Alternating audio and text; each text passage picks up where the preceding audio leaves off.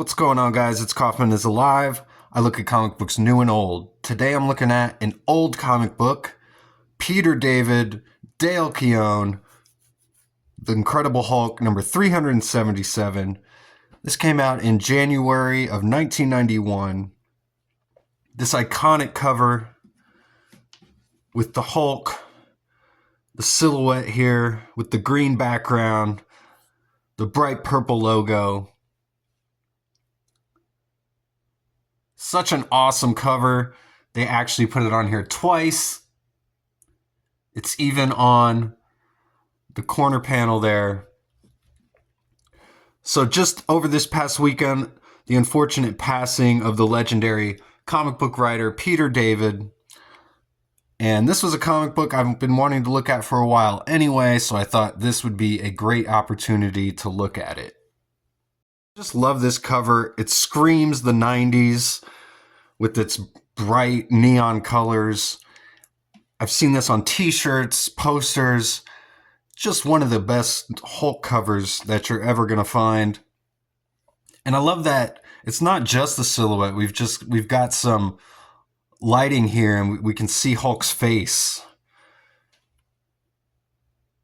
And just a really haunting face there. So this issue is called Honey, I Shrunk the Hulk. Again, it's written by Peter David. We got Dale Keown on pencils. The inks are by Bob McLeod. Joe Rosen is the letterers. Glynis Oliver does the colors. Tom DeFalco is the editor. And Bobby Chase does some edits on this as well. At this point in the Hulk's run, we've seen the return of the Gray Hulk, who is kind of a take off the original Incredible Hulk. And then just recently, we've seen the Green Hulk make a return as well. And Banner's been split from the Hulk.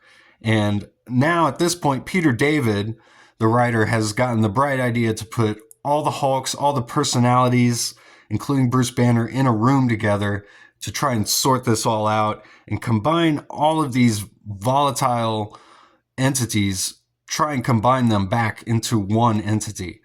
And we've got Doc Samson here, the character with the giant red shoulder pads and the green hair, longtime confidant of Bruce Banner here.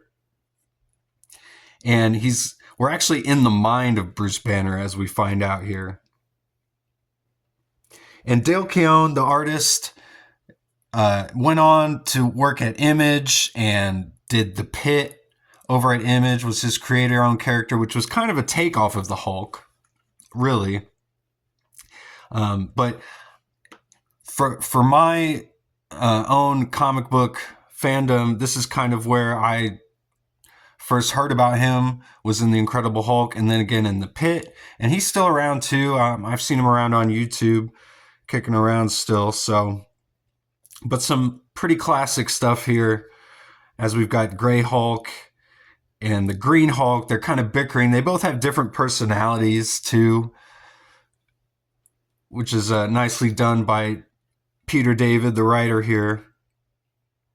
Gray Hulk is just kind of more crass and aggressive. He talks more like a human with a brain, while the Green Hulk just talks more like a brute. So, and this issue is the first appearance of the Professor Hulk. At the end of the issue here, we get the combination of the Gray Hulk and the Green Hulk combining into Professor Hulk. So kind of a key issue. And we see Dale Keown here, the artist, depicting these memories that Bruce has. These are all his trauma that he's revisiting here. And his father is being depicted in this big giant alien looking creature here. And a lot of this stuff we'd see revisited during Al Ewing's run, during the Immortal Hulk, and lots of other runs too, kind of revisited this theme that Bruce Banner is dealing with, this childhood trauma where his father killed his mother. and he was abused by his father. And that's kind of where the monster, the Hulk, grew in Bruce when he was a child. And when the gamma bomb went off, that's what released the Hulk. So, and he's got multiple personality disorder as well now. And we see that we're back in the real world here, while this is all just in Bruce's mind. So we see Doc Samson at Bruce's bedside, and he's enlisted the help of the ringmaster, who's this hypnotist. And again, in a nice little bit here, some nice writing here by Peter David, he says, "Please, I prefer ringmaster. If your name were Mayhard Tybalt, you would too." So he's a former criminal who's trying to make amends here, and he felt the best way to do that was try and help the Hulk, try and help Bruce Banner. So then we flash again to another memory of Bruce with his mother, and they're trying to leave his father now. And again, we see the depiction of his father like this giant alien, like xenomorph. Definitely some influence there, I feel like. But he's got like this giant hair mohawk too. But the Alien movies came out around the same time as this comic, so I think there's definitely some influence there.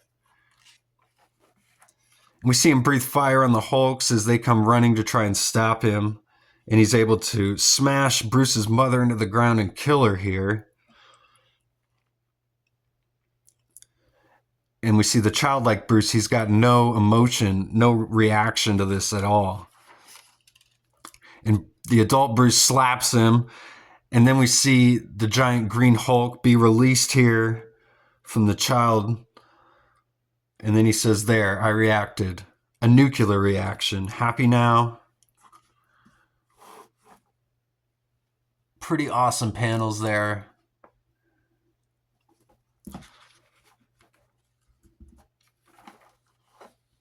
So then we get this like love triangle here between Bruce and Betty, his first love, and this girl Marlo, who he was with when he was the Gray Hulk, but he doesn't really have any memory of that because he's got multiple personality disorder. And this girl Marlo is now the current girlfriend of Rick Jones, who is the Hulk's sidekick. So whole bunch of stuff going on there. We see Rick Jones make an appearance here, and they're all trying to figure out what's going on. Marlo's written like this bimbo. She says she doesn't understand all these personalities and everything. She just wants everyone to kind of get along, basically. So again, we're flashing back to more memories of Bruce here. How he feels uncomfortable around women. And the Gray Hulk makes his appearance here saying, "I got what you want right here, babe." And she's just like, "Get away from me." And Gray Hulk's like, "Typical. She asks for it, then runs and Bruce is like, "Don't you dare complete that thought. You're a brute with no idea how to handle women. Shut your filthy mouth." And Gray Hulk's like, "Yeah, well, you never would have gotten past first base without me." And then Bruce is explaining that he just got into science and reading books because he felt it was a safe place. And then he visits the graveyard of his mother, and then his father shows up again, the giant monster. So we get Dale Keown kind of going crazy with this kind of horror aspect to this comic book here, which again reminds me of some of the stuff they would do in recent years with like the Immortal Hulk on that run with Al Ewing as the writer there. So eventually we see the Hulks, they're confronted by Bruce's mother, and she tells the Hulks that they need to stop fighting. They need to all come together, which works, and it brings them all together here in one personality here under the control of Bruce. And we see him kind of change with the gamma radiation. I love the circular inks here too around here to show the radiation. Always love that style of inking, showing the power there. So Betty says she's tired of waiting. She's going to go check on Bruce. And that's when we get the classic, and we get an image of the new haircut as well here on Hulk, kind of a combination of gray and green Hulk. But we get the "Honey, I'm home," and we get the Professor Hulk revealing himself here for the first time, as we get kind of the full intelligence and the full brute strength of the Hulk. Gray matter is the name of the letters page here, which it probably wouldn't be for long, as the Gray Hulk is basically disappearing here at this point. So, and I'll just read the first letter here basically from a fan, because he talks about Peter David here. It says, "Dear Bobby and Gary, I just read The Incredible Hulk number 372, and my life has changed. I can no longer say Peter David is one of my favorite writers. I must say he is my favorite writer. Do you know how hard it is to break a habit? Apparently Betty does. Nuck nuck. The confessional scene between Bruce and Betty was both touching and heart-wrenching. The psychological play in our now 3-in-1 lead character is fascinating. I'm actually glad to see the return of old Greenskin. And gross as it was, is that going to happen every time now? Still, he seems more savage than before, and I don't remember him being bloodthirsty. However, I'm sure this is just part of Peter's personality spin on Bruce and his alter egos. Bruce seems to be the outlet for love, compassion, good nature, perseverance, and a bit of possessiveness. When certain emotions don't fit into that, they get shunted into another aspect. And so does Bruce. Mr. Fix-It embodies anger, ego, selfishness, and intolerance. The Green Hulk now seems to be filled with hatred, violence, and fury. This isn't an unusual phenomenon in those who are abused as children. And that's from Scott Tilson, Streetsville, Ontario, Canada. And it's responded here with, "True, Scott, many abused children do have conflicting feelings when they reach adulthood. Peter will be delving into those aspects of Bruce as time goes by." And then at the end they said, "Whew, thank you for all the comments. And now, to pique your curiosity, get ready for an all-new Hulk. He's completely different from anything you've ever expected, when we're not joking. See you in 30. So that's Hulk number 377 by Peter David and Dale Keown. Highly recommend this issue, kind of a turning point in the Hulk. Thanks again for watching.